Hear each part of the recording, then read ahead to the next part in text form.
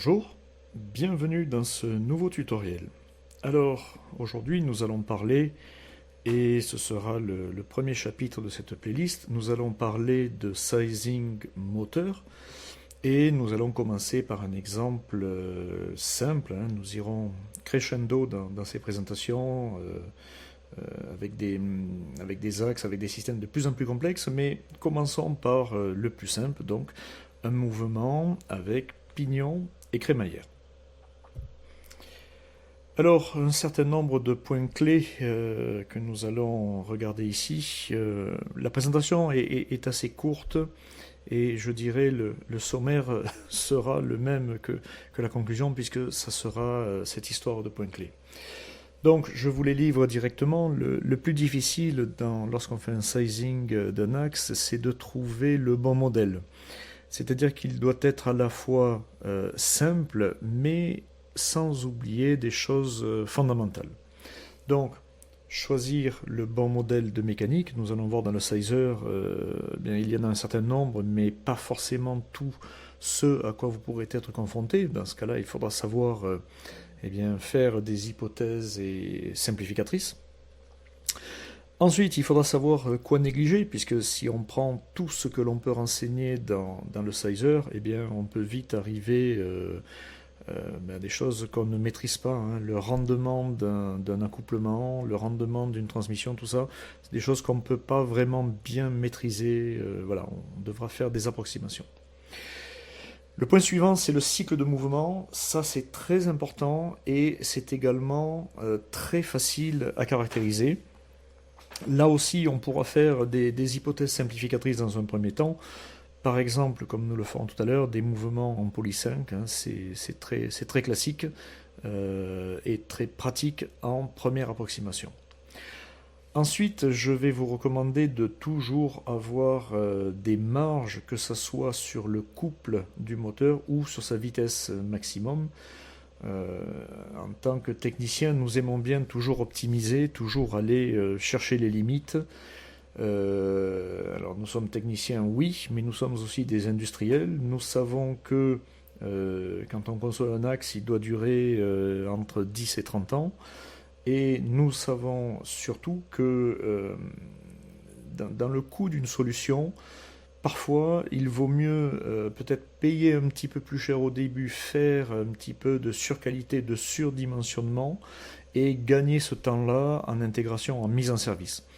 Alors effectivement, si on doit faire plusieurs machines identiques, si on doit en faire 10 par an, 10 par mois, et effectivement, peut-être qu'on ira chercher une phase d'optimisation, mais en tout cas, lorsqu'on fait la première machine, le premier prototype, l'optimisation, c'est le temps que l'on va passer pour développer la machine. C'est pas le temps des fournitures.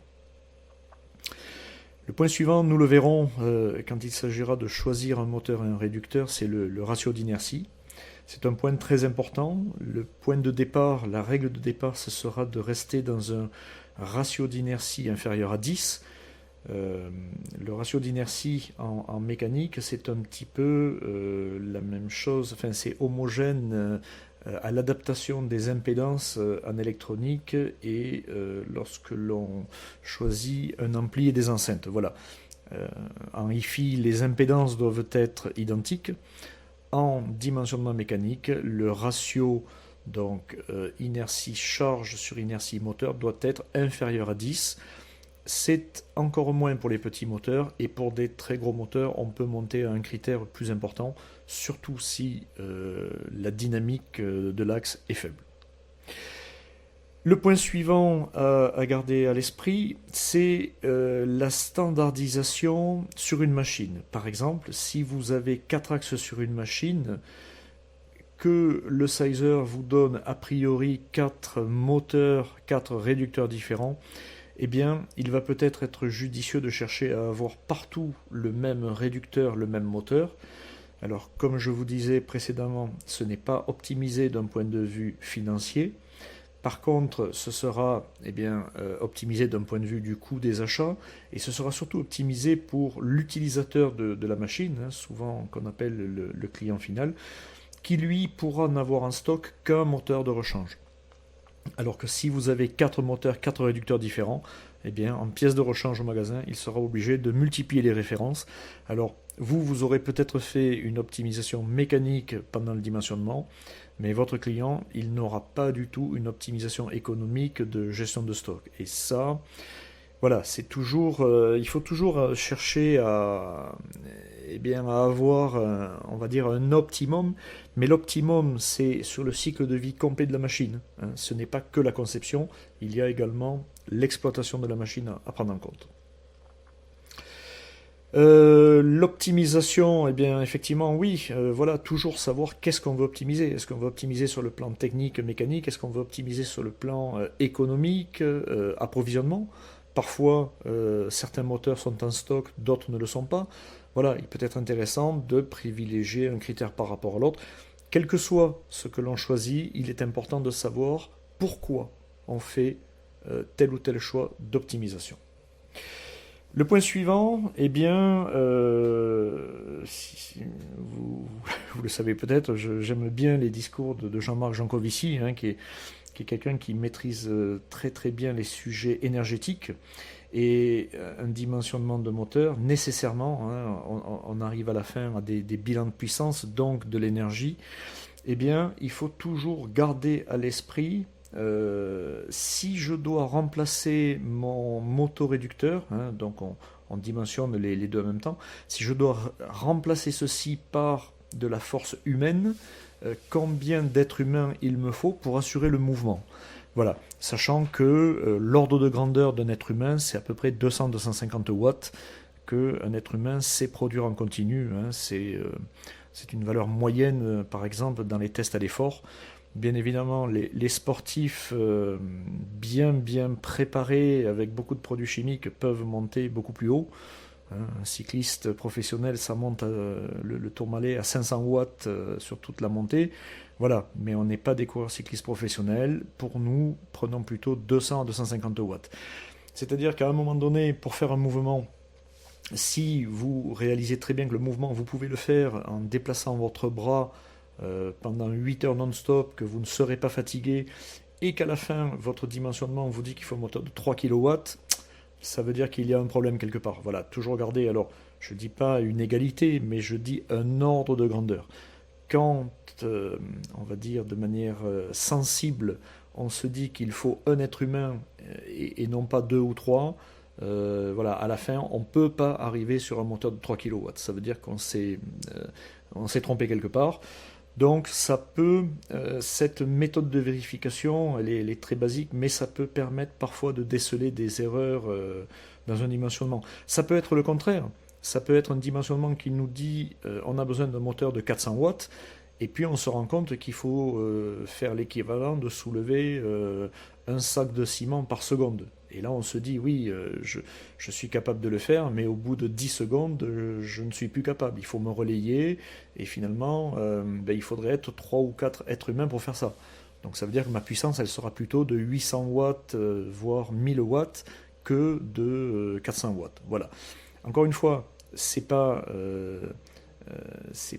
cartésien, c'est pas rigoureux, c'est un ordre de grandeur. Mais souvent, voilà, les ordres de grandeur permettent de nous alerter face à des choses qu'on ne verrait peut-être pas dans un outil. Voilà. Le dernier point, et nous le verrons par l'exemple, ça va être de voir un petit peu quels sont les éléments qui vont influencer sur notre dimensionnement. Par exemple la cadence, par exemple des paramètres dans le profil de mouvement. Est-ce que dans le cas d'un axe vertical, la gravité, enfin à quel point la gravité va me pénaliser, etc., etc. Nous le verrons dans l'exemple concret. Alors, on va prendre un exemple réel, un cahier des charges. C'est souvent comme ceci que ça se passe, hein, quand des clients nous envoient des cahiers des charges, eh bien nous allons faire l'exercice que je vous présente ici. Alors on va imaginer un mouvement en pignon crémaillère avec un pignon de 25 dents et un pas des dents de 10 mm, c'est-à-dire, donc là aussi, hein, garder un aspect concret et sensible, un pignon qui a 25 dents, avec un pas de 10 mm, ça veut dire que lorsque le pignon fera un tour, on aura avancé de 250 mm. Voilà. Ne me demandez pas à quel module d'engrenage ça correspond. Je l'ai su il y a 35 ans. Voilà, je pourrais le retrouver dans mes cours, mais aujourd'hui je ne le sais plus. Je ne le pratique pas. Les clients m'envoient directement le nombre de dents et le pas de la dent. Je ne travaille plus avec modules et diamètres primitifs. On va imaginer donc que ce pignon crémaillère va déplacer une charge de 50 kg. Donc 50 kg, c'est autrefois c'était un sac de ciment, aujourd'hui on va dire que c'est un sac et demi. Et ceci va être sur un châssis. Quand je dis châssis, il faut comprendre, ça va être le bâti, le support de notre charge qui va devoir être entraîné, mais qui ne sera pas la charge utile. Voilà, la mécanique de la machine à vide fera 10 kg et en plus elle aura une charge utile de 50 kg à déplacer. Nous allons faire, alors c'est des cas d'école, hein, c'est pas des cas concrets, nous allons faire des cycles aller-retour de 4 secondes, c'est-à-dire on va avancer en 1 seconde, faire une pause de 1 seconde, revenir en 1 seconde et faire une pause de 4 secondes. Ce qui nous conduira à 15 cycles d'aller-retour par minute. Et pour avoir un exemple encore une fois simple, on va faire des cycles, des mouvements de 250 mm. Comme ça, le moteur fera un tour de sortie réducteur dans un sens, puis un tour de sortie réducteur dans l'autre sens. Encore une fois, ce n'est pas un cas concret, c'est un cas d'école pour comprendre comment utiliser l'outil, comment modéliser votre besoin. Donc une fois que nous aurons programmé ça dans l'outil de dimensionnement, nous allons définir quel moteur et quel réducteur, et j'essaierai de vous expliquer pourquoi je fais ce choix-là, plus que d'autres. Voilà. Donc ça nous verrons un petit peu plus tard, la marge de coupe et de vitesse. Alors, nous allons commencer avec ceci. Donc, je vais lancer l'outil de dimensionnement qui s'appelle Lexion Sizer. Voilà, Motion Sizer, pardon. Alors, je vais travailler dans cette version 4.2 parce que sur mon PC, j'ai installé la version 2.0 de Machine Expert. Les versions ultérieures, bien évidemment, fonctionnent sur le même principe. Hein. Les principes fondamentaux resteront les mêmes. Donc nous arrivons ici. La première étape va être de définir la mécanique. Donc, nous allons choisir le type de mouvement. Alors plusieurs, hein. On peut avoir une table tournante, on peut avoir un entraînement de convoyeur, on peut avoir une vis à billes. Je ferai prochainement un sujet sur les vis à billes qui sont très proches. Et puis on peut avoir, voilà, un pignon crémaillère, c'est probablement le plus simple pour le moment. Donc le cahier des charges nous dit que nous avons un pas de 10 mm et 25 dents sur le pignon. Nous allons avoir une masse à entraîner de 50 kg, une masse de la partie mobile de 10 kg. Pour le reste, nous allons négliger pour le moment, nous y reviendrons. Très important, l'angle d'inclinaison. Pour l'instant, on va considérer un mouvement horizontal, donc 0 degré. Et puis, nous mettrons le même mouvement avec 90 degrés pour avoir un mouvement vertical. Donc, nous allons créer un profil de cam, un diagramme que l'on va éditer. Donc, ce profil de cam va avoir 4 segments, comme je le disais au début. Un premier mouvement, alors on va faire des cycles. Habituellement, en profil de cam dans Packdrive, on travaille sur des cycles 0,360. Ici, ça a peu d'importance, je vais travailler en pourcentage. Donc je commence, comme toujours, à faire mes aspects temporels, donc de 0 à 25%. Le deuxième segment de 25% à 50%. Et je vous expliquerai après pourquoi ces paramètres-là n'ont pas besoin d'être en 0,360. 50 à 75% et le dernier de 75 à 100%. Voilà, on a défini les aspects temporels. Première étape, nous allons donc partir d'une vitesse nulle, arriver à une vitesse nulle par un mouvement en poly 5 et nous allons arriver à 250 mm pour avoir fait un tour de sortie réducteur. Donc j'enlève le jerk, l'accélération, je ne garde que la vitesse. J'ai bien une courbe en poly 5 qui passe par un maximum de vitesse à 1,875 fois la vitesse moyenne du cycle. Donc c'est conforme à ce que nous attendons. Une fois ici, nous allons faire en linéaire un mouvement, enfin nous allons rester statique, donc on sera à 250 mm, puis on va revenir en poly 5 à 0, donc un mouvement aller-retour, et puis on restera statique à 0 degré. Le mouvement est fini. Bien, alors pourquoi ici on peut rester en pourcentage, pourquoi les paramètres temporels n'ont pas d'importance, puisqu'on va définir soit le temps du cycle, soit le nombre de cycles par minute. On a parlé donc d'un cycle en 4 secondes qui va nous faire 15 cycles par minute. Ça, c'est la partie, on va dire, dynamique ou cinématique. Voilà, c'est le mouvement. La partie mécanique, on l'a faite avant. On a associé une partie de mouvement à une partie mécanique. À présent, il faut définir le bundle, c'est-à-dire l'ensemble moteur et réducteur. Donc, ici, on va choisir plusieurs paramètres. Donc, on reste en PWM de 8 kHz, c'est le standard, ok. On va travailler, et c'est mon choix de cœur, entre guillemets, c'est pas grave 3, Lexium 62, avec une tension de 400 volts triphasé, le standard européen, avec donc moteur, oui, on va dire avec frein. Puis, alors on peut ne pas sélectionner, auquel cas on aura plusieurs réponses possibles. On n'est pas obligé de choisir, pas de refroidissement particulier. La famille, là aussi, le choix parfait pour Pack Drive du SH3. La taille, alors je vais choisir, là aussi, question encombrement, question choix, je vais choisir une taille de 70 mm. Encore une fois, je peux ne pas choisir ici et avoir plus de choix par la suite, je vous laisserai faire tous ces cas particuliers.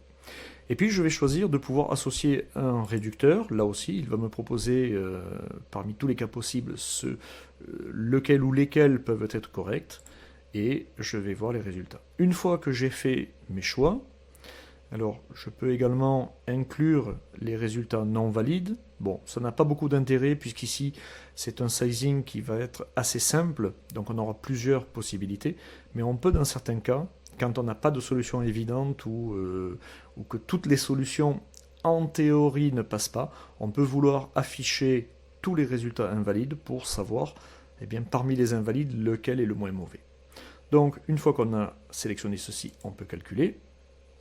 Et là, on nous donne, donc, comme je vous disais, on a beaucoup de choix possibles. Alors, concernant les moteurs, on va trouver partout des SH3 070, donc un carré de 70 mm, avec 2 ou 3, peut-être même une, voilà, 2, et voilà, même une. Donc, toute la famille des puissances des SH3 070 est conforme. Ensuite, on va trouver le critère de ratio d'inertie. C'est souvent à ce stade le plus important, et on va y revenir. Donc, on va classer le résultat par le ratio d'inertie croissant. On va choisir ici 1 ou 2, et bien ça c'est en fonction du drive que l'on va choisir, simple ou double. On va trouver ensuite le réducteur avec le ratio de réduction. Voilà, 40, 32, 25, voilà, et puis là on peut choisir. Alors, comme je vous disais, il ne faut pas aller à des rapports d'inertie supérieurs à 10, donc là, le sizer nous les indique, mais nous met quand même en orange, donc on peut le faire, mais c'est risqué. Et si on affichait les cas invalides, on pourrait aller voir même des ratios d'inertie voilà, beaucoup plus grands, typiquement si on met un réducteur de 3. Voilà. Alors, on va démarrer avec, j'enlève les résultats invalides, on va démarrer avec un rapport de réduction de 40, oui, 40, et on va prendre peut-être un moteur un peu plus petit. Là, on a un 702, on va aller avec un 701. Voilà, on a le frein, on a la lettre F, on a un ratio d'inertie qui est très très correct. Voilà, et on va le prendre en simple drive, c'est suffisant. Voilà, on va choisir ce moteur, donc on double-clique dessus pour le valider. Le choix est fait. Donc ce qui est très important maintenant, et ce que nous allons étudier, c'est la courbe. Donc on peut aller voir le couple en fonction du temps. Comme on a négligé beaucoup de choses dans la définition mécanique, effectivement, eh bien on a quelque chose de parfait. Hein. On a un couple parce qu'on a une accélération. Le couple, c'est l'accélération, hein, en gros. On a quelque chose qui est en poly 3, qui passe par un maximum d'accélération, puis vitesse, un point de rebroussement de la vitesse, accélération nulle, et puis un maximum d'accélération de freinage. Et la même chose au retour. Voilà. Cette courbe-là est plus importante quand on ajoute des frottements visqueux, statiques, etc. Pour l'instant, il n'y a pas trop d'intérêt. Celle qui va beaucoup nous intéresser, c'est celle-ci, c'est torque over speed. Donc là, qu'est-ce que l'on voit? On a bien ici la caractéristique nominale du couple en fonction de la vitesse, et ici le couple maximum qu'on peut tenir pendant 3 secondes, et puis ce couple qui commence à diminuer quand la vitesse augmente. Donc là on a quelque chose où on est très très bas en couple, et où en vitesse on va finalement assez haut. Eh bien c'est peut-être pas la réduction idéale, on réduit peut-être un peu trop la vitesse. Alors on va changer, plutôt qu'une réduction de vitesse par 40, on va essayer par 25. Donc je reviens sur le choix ici du bundle, je vais recalculer, je trie par ratio d'inertie, et je vais aller chercher, alors est-ce que je peux filtrer par 40? Je ne sais pas, bon on va le faire plutôt ici. Et on va aller voir une réduction par 25, on va filtrer par le ratio de réduction. Voilà, 25. Et on a dit qu'on allait mettre un 701. Eh bien ça peut être pas mal. Avec un drive DU60, c'est pas mal. Voilà, on va choisir celui-là. OK. Et on revient sur la courbe de couple en fonction de la vitesse. Voilà, là encore, on a une très belle marge. Hein. On a une marge de x2 en vitesse, et en couple, on est très très bas. Bon, là, encore une fois, on pourrait mettre un moteur plus petit. Bon, le cas ne se présente pas. Alors, pour mieux montrer cet exemple, je vais augmenter plutôt la charge. Donc, dans la partie mécanique, je vais mettre une charge à entraîner de 100 kg. Je vais doubler cette inertie, donc je m'attends à ce que le couple fasse x2. Voilà. Je vais même aller encore un petit peu plus loin. Et cette fois, je vais mettre une charge verticale. 90 degrés. Alors là, je suis allé trop loin, puisque je dépasse le point de fonctionnement est au-dessus du couple nominal, je ne saurais pas tenir. Donc je reviens à 50 kg, toujours en vertical 90 degrés. Voilà. Voilà, et bien ça c'est intéressant parce que eh bien, j'ai une marge de couple, je suis un peu plus de la moitié, bon, en fait, moi j'aime bien pour le couple et pour la vitesse d'être à la moitié.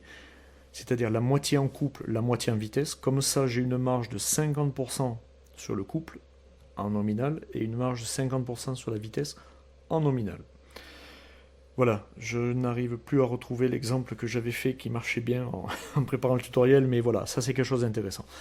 Tout de suite, hein, on remarque que dès qu'on passe en charge verticale, eh bien on n'a plus du tout le même couple nécessaire. Hein. Voilà, vous voyez, là en horizontal, on n'a que de l'inertie à vaincre. En charge, par contre, en charge verticale, on va avoir beaucoup plus à vaincre le poids, avec notamment un couple qui n'est pas nul, à vitesse nulle, quand on est arrêté. Hein, très important. Peut-être que pour avoir un compromis, il nous faudrait mettre un angle d'inclinaison intermédiaire. Voilà, voilà, ça c'est pas mal. hein, on est au tiers, on est à un petit tiers de la vitesse et à la moitié du couple. Donc, globalement, on est à 1/6 de la puissance du moteur. 1/6. Bon, on se rend compte quand on fait des sizing comme ceci que pour pouvoir tenir les couples transitoires, hein, au moment où on va être en vitesse max, et pour pouvoir tenir les vitesses max, eh bien on est obligé quelque part de surdimensionner pour ces points transitoires. Hein. Là, les deux points d'équilibre, quand on n'a pas de mouvement, ils sont à 0 de vitesse, ils sont là. Donc la majorité du temps, on sera sur ce point-là, sauf que quand on va faire un mouvement, on va accélérer et ralentir. Et quand on va revenir, on va faire le mouvement dans l'autre sens. Voilà, très important. Bien, ça c'est le cas nominal. Au passage, on peut aller lire ici, hein, on voit le couple et la vitesse. Hein, on peut parcourir le graphe et savoir à peu près où on est. C'est-à-dire que quand on va avoir la vitesse maximale, on aura un couple de 0,7 Nm sur le moteur. Voilà. Quelle est la puissance de ce moteur? Donc c'est un 701. C'est un 701. Voilà, un 701. Pardon. Un 701, ça a une puissance de 800 watts. 800 watts au nominal. On va en exploiter à peu près un 6e. Hein, graphiquement, on est au tiers de la vitesse, à la moitié du couple, on est à un 6e. Donc on va dire qu'on va exploiter entre, on va dire, autour de 150 watts, un petit peu moins, 135 watts à peu près. Eh bien, est-ce que un être humain est capable, donc 135 watts, c'est entre la moitié et une fois la puissance d'un être humain. Est-ce qu'un être humain est capable toutes les 4 secondes de faire un aller-retour sur un système pignon-crémaillère parfait, sans frottement, de 50 kg? A priori, oui. Hein. Toutes les 2 secondes, je fais un mouvement de 250 mm. 250 mm, c'est une page A4, c'est entre 210 et 297 mm. Voilà. Donc effectivement, oui, un être humain est capable de faire même le double de ça. Voilà. Donc ça veut dire que on n'a pas dû trop se tromper dans la modélisation. Voilà.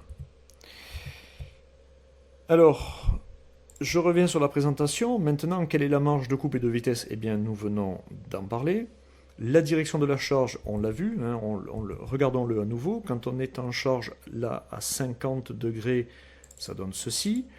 On retrouve, voilà, je vous le disais tout à l'heure, quand on trace la courbe de couple en fonction du temps, on retrouve ici hein, le couple de la gravité à maintenir que l'on n'avait pas quand on était à l'horizontale. Et donc cette courbe hein, avec un couple plus élevé, un couple de maintien qui n'est pas nul. Si on remet à l'horizontale l'axe, on va retrouver le point de repos à 0 de couple, c'est tout à fait normal. Je me remets à 50 degrés d'inclinaison. Maintenant, on va rajouter un moment d'inertie sur le pignon. Alors là, on peut le regarder un petit peu. On va dire qu'on a un pignon, alors quand on fait un tour de pignon, on avance de 250 mm. On divise par pi, ça veut dire que le diamètre du pignon, le diamètre nominal doit être autour de 80 mm. Donc on va faire ceci, on va arrondir à ceci, donc 80 mm de diamètre intérieur 0, c'est un axe plein. La longueur, on va donner une longueur de 50 mm. Et matériaux, eh bien ça va être de l'acier, densité 7,8. On va ajouter cette inertie à l'axe et on va dire OK. Donc on ajoute globalement, on va dire 16 kg cm² d'inertie. Quel est l'impact sur la courbe de couple en fonction de la vitesse. Finalement, pas beaucoup d'impact. Alors, si je vais plus loin et que je n'ai plus 16 mais 160, qu'est-ce que ça change? Quasiment pas. Si je multiplie encore par 10, là, voilà, là, mon cycle de fonctionnement en patatoïde augmente, et bien effectivement, j'ai plus d'inertie à vaincre quand mon axe est plus gros, quand il y a plus de matière sur l'axe sortie réducteur. Ceci dit, voilà, il a fallu multiplier par 100 ce que nous donnait le calcul initial. Qu'est-ce que veut dire ceci? Ça veut dire qu'on a raison de négliger l'inertie du pignon. Voilà, ça c'est intéressant. Maintenant, si on rajoute une force constante de frottement, alors on va dire que bien quand on va revenir à nos cours de mécanique, là le coefficient d'adhérence par rapport à un poids, on peut avoir souvent un angle de frottement de 15-20 degrés. On va faire une approximation violente, hein, on va dire 15 degrés égale 15%.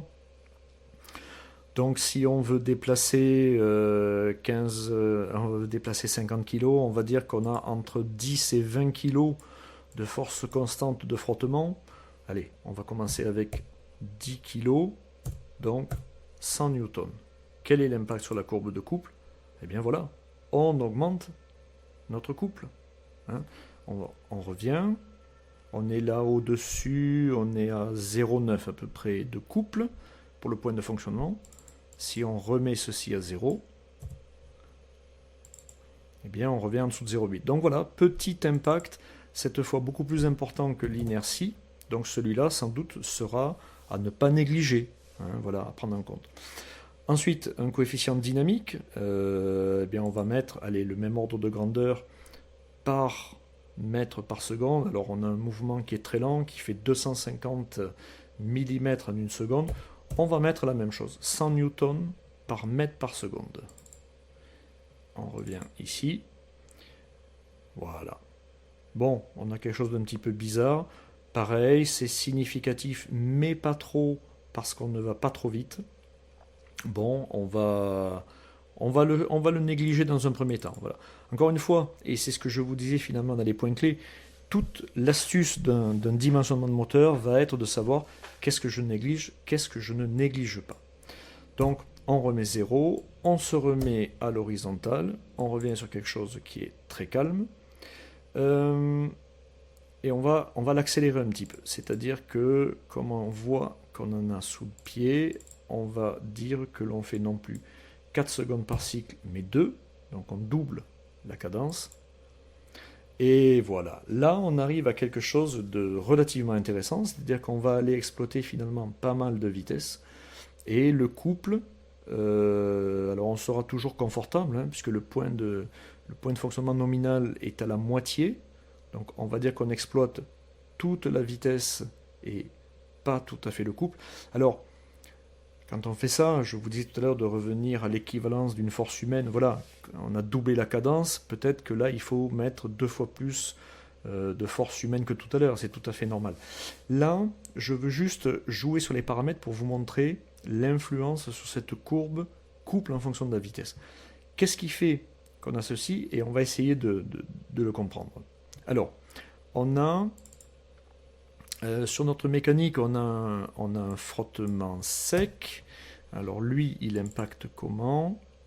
Voilà. Il impacte sur le ralentissement. Je le remets. Comment comprendre ceci? Donc, on est à l'arrêt. On va monter en vitesse, on va monter en couple. On va atteindre une vitesse maximale.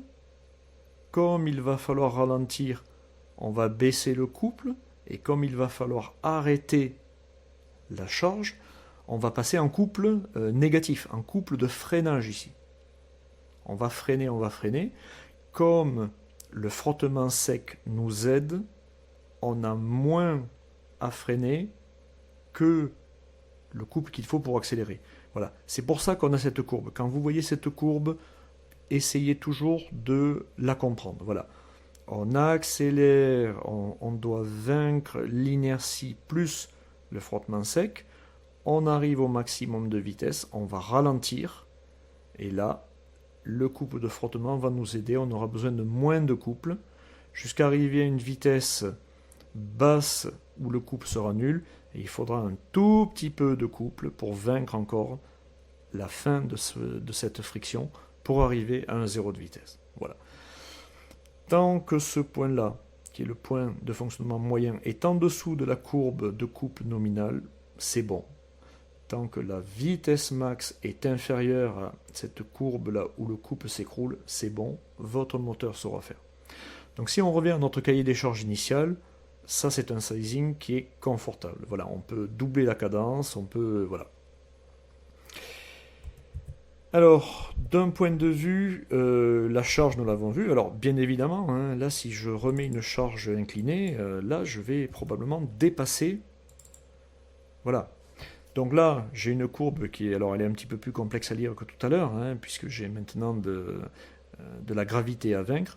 Ceci dit, en première approximation, votre point de fonctionnement nominal, il est toujours en dessous de cette courbe-là, donc le moteur saura tenir au nominal.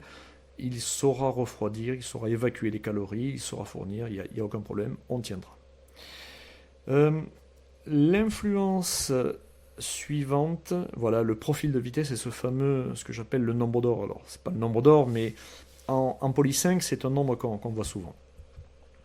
Je vous le disais, on a un poly 5 parfait ici, on atteint la vitesse max, là, quand on commence à décélérer, elle vaut 1,875 fois la vitesse moyenne. Alors, on va revenir à 4 secondes pour bien comprendre comment en arriver là. Si on est en 4 secondes pour faire les 4 parties égales, ça veut dire que ce mouvement-là se fait en 1 seconde. Donc, la vitesse maximale est... Alors, je reviens. Le mouvement se fait en 1 seconde. Tel que nous l'avons défini, 250 mm, c'est un tour de pignon, un tour sortie réducteur. On a un réducteur, par 20 ou 25, et je ne l'ai pas noté. Je ne l'ai pas noté. Est-ce qu'on a la bombe quelque part? C'est pas bien, je n'ai pas noté. Gearbox 25, voilà. On a une réduction par 25. Ça veut dire que la vitesse moyenne, sortie réducteur 1 tour par seconde, sortie moteur, elle est à 25 tours par seconde. Vitesse moyenne. Je multiplie par 60, ça fait 1500 tours par minute. Je multiplie par 1,875, c'est presque 2. Ça veut dire que là, on va tangenter le 3000 tours minute en vitesse max. Et bien voilà, on monte à 2800. Hein, c'est certainement 1500 multiplié par 1,8. Oui, c'est à peu près ça. Alors, parfois, quand on a des sizing un peu limites ou qu'on va chercher une cadence un peu limite, on peut avoir des cas où on va dépasser la vitesse max du moteur. Donc on va le regarder. Si par exemple je me mets à une cadence de 1,5 secondes par cycle, donc j'ai un problème là, 1,5.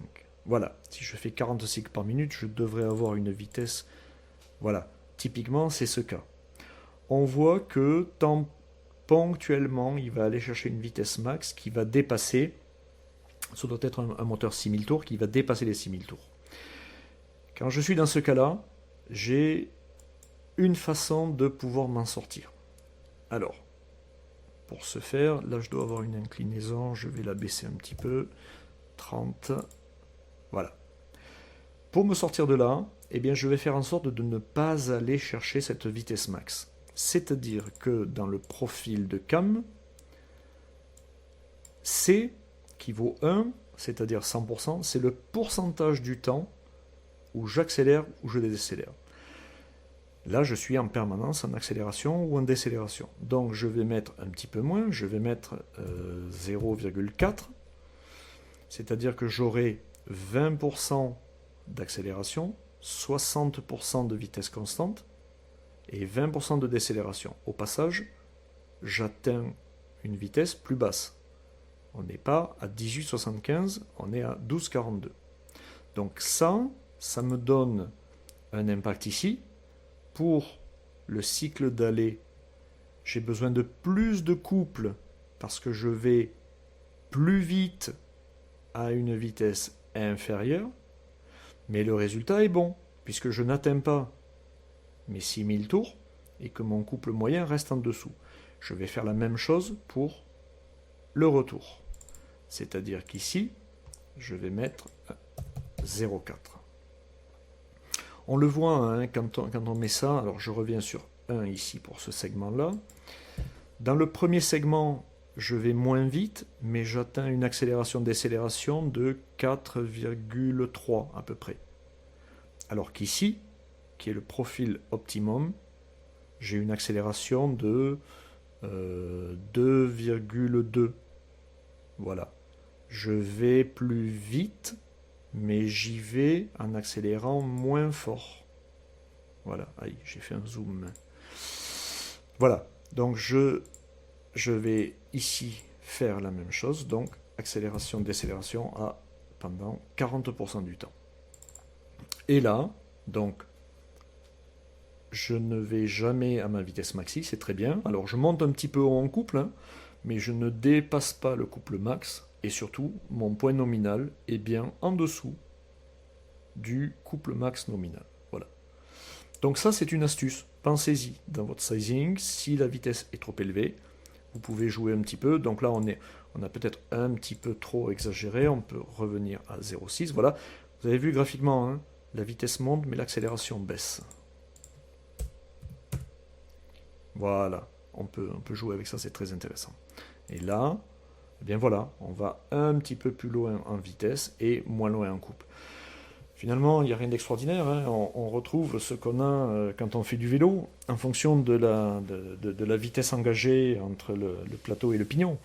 Soit on donne du couple et on tourne doucement, soit on mouline et on met moins de couple. Voilà. Et s'il y a des cyclistes parmi vous, vous saurez qu'effectivement, il vaut mieux mouliner, donc aller chercher la vitesse max, mais ne pas se mettre dans le couple trop élevé. Voilà. Alors, on a vu l'influence du profil de vitesse. L'influence de l'inertie, finalement, on l'a vu avec le... C'est la même chose hein, que le frottement sec. Alors si je reviens, je vais me remettre en condition du début, donc 4 secondes. On va remettre ici le poly 5 parfait. Voilà. Et là, on a du frottement. On va se remettre à 90 degrés, vertical. On a du frottement sec. Voilà, on va rajouter de l'inertie. C'est-à-dire qu'on a cette fois un chariot qui ne fait pas 10 kg mais 100 kg. Non, on dépasse, c'est pas ça que je voulais montrer. Il faut peut-être se mettre à l'horizontale. J'ai pas pris suffisamment de notes en préparant. Voilà, c'était ça. Et peut-être de l'angle. Non. Non, il faut remettre ici la friction. Voilà, c'est ça. Je l'avais montré tout à l'heure. Bon, voilà, je voulais y revenir. Ce qu'il faut bien comprendre dans ce mouvement, je donne du couple. Zut. Donc, je donne du couple, j'accélère, je passe par un maximum. Et ici, j'arrive à un couple nul. L'inertie est en train de me vaincre, donc je dois donner un couple de ralentissement. Ça, C'est un mouvement. Alors, il est pas très très bon parce que je passe mon temps à accélérer, à décélérer. Euh, c'est pas l'idéal d'un point de mouvement. Ceci dit, parfois la cadence, il faut la tenir, donc il n'y a pas le choix, il faudra passer par là. Ceci dit, et c'est un avantage de Pack Drive, ici, quand on freine, on va régénérer. C'est-à-dire que le moteur va devenir générateur, on va récupérer de l'énergie, on va la renvoyer sur le bus continu. Donc c'est pas tout à fait perdu. Si on était sur un système monoaxe, Lexium 52 ou Lexium 32, oui, ce serait une énergie perdue. Avec Pack Drive, on recharge le bus continu. Et si on a un autre axe qui démarre en même temps que celui-ci freine, eh bien c'est parfait, on récupère cette énergie perdue. Voilà, alors peut-être on peut voir un peu plus si on donne ici un frottement. Non, je me suis trompé, c'est pas ici. C'est là ce que je veux montrer. Ouais, ça revient au même. Et si on met un frottement visqueux. Ouais, ouais, c'est pas flagrant. Alors, c'est pas flagrant. Peut-être en mettant de l'inclinaison. Non. Alors, bon, ce cas-là est intéressant. Ici, vous voyez le point de fonctionnement est au-dessus du nominal. Là, le dimensionnement n'est pas bon. Ce moteur-là ne peut pas fonctionner. Deux possibilités, soit on met un moteur plus gros, soit on mettra un réducteur plus gros, donc on diminuera le couple et on augmentera la vitesse. D'ailleurs, c'est intéressant. On va essayer de voir. Alors, si je veux résoudre ça, je vais à nouveau sélectionner un bundle, calculer, et là, donc il va me falloir revenir à un gear ratio de 40. D'ailleurs, vous voyez, hein, les petits réducteurs ont disparu. Maintenant, il faut aller à 40 de nouveau.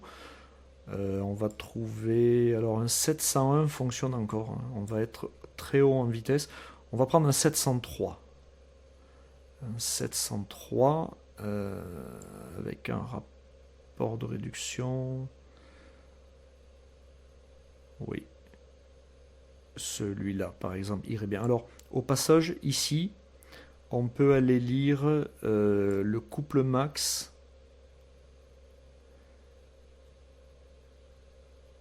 Le couple moyen.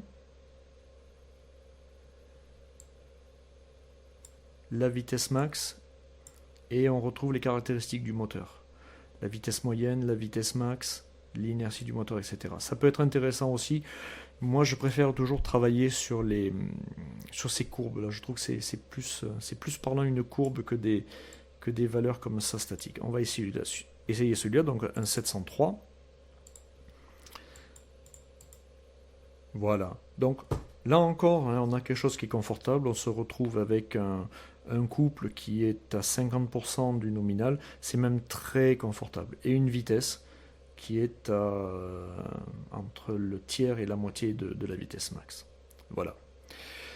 Alors, je me rends compte que je parle déjà depuis près de 45 minutes. On peut dire énormément de choses, vous voyez, sur un cas très très simple. Voilà, donc j'espère que vous arriverez à synthétiser, à retenir l'essentiel de tout ceci. Le sizing est une partie qui est complexe dans le motion, beaucoup de choses. Comme je vous disais au début, revenons sur finalement la synthèse, choisir le bon modèle, savoir ce que l'on peut négliger. Je vous ai montré différents cas de choses, le frottement statique, le frottement visqueux, l'angle d'inclinaison, la cadence. Garder des marges, ça c'est très important. Ne cherchez pas à être le meilleur ou le plus près des limites. On n'est pas dans une compétition de moto, on est dans l'industrie. Nos systèmes doivent être fiables et robustes. Ils ne doivent pas être les meilleurs. Enfin, ils ne doivent pas être les meilleurs. Si, à la fin, il y a toujours un critère économique, mais parfois, il vaut mieux surdimensionner un petit peu et ne pas perdre de temps en mise en service et en phase d'exploitation de la machine. Standardiser, effectivement, hein, si on a une machine avec 50 axes, c'est bien de ne pas avoir 50 références différentes hein, pour le montage, pour la maintenance. Toujours savoir ce que vous optimisez, pourquoi. Toujours garder un œil sur l'équivalent humain, hein. Si demain c'était des êtres humains et non plus des moteurs qui devaient faire les mouvements, est-ce qu'ils arriveraient à le faire? Et puis, quand vous avez fait votre sizing, que vous êtes à peu près confiant, eh bien vous regardez, et si j'ajoute ça, et si j'ai oublié tel frottement, et si j'ai oublié ça, et si mon client il décide d'aller plus vite, etc., etc. Ça vous permettra d'avoir, on va dire, un aperçu, une intuition, voilà, intuition est le bon mot, une intuition sur vos marges et surtout sur vos limites. Qu'est-ce que demain vous pourrez faire qui n'était pas prévu aujourd'hui et surtout qu'est-ce que vous ne pourrez pas faire. Voilà. Et si vous connaissez votre client, vous saurez certainement qu'est-ce qu'il vous demande souvent une fois que la machine est en service. Alors c'est vrai que très souvent on cherche à monter la cadence, hein, c'est pas très original, mais voilà. Pensez-y, parce que c'est aussi des cas où eh bien vous pouvez gagner la confiance du client. Voilà, si votre machine, le jour où il faut donner 10% de cadence en plus, si vous savez répondre, eh bien c'est autant de gagner pour votre confiance. Voilà, j'arrive au bout de cette présentation. Ça a été très long. J'espère que vous ne vous êtes pas trop ennuyé. Je présenterai les prochains tutoriels, je présenterai des cas de sizing un petit peu plus évolués.